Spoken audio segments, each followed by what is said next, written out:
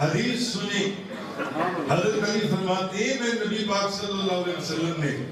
امام حسن کو دائیں ہاتھ سے امام حسین کو بائیں ہاتھ سے پکڑا اور حضور نے فرمایا, حضرت علی فرماتی ہیں حضور نے فرمایا جس بندے کے دل میں میری محبت ہے, جس بندے کے دل میں ان دونوں کی محبت ہے, جس بندے کے دل میں ان کے والد علی کی محبت ہے, جس بندے کے دل میں ان کی ماں فاطمہ کی محبت ہے, بھئی ہم جتنے لوگ بیٹھے ہیں سب کے دل میں نبی پاک صلی اللہ علیہ وسلم کی محبت, امام حسن اور حسین کی محبت, حضرت علی کی محبت, حضرت بی بی فاطمہ کی محبت. الحمدللہ,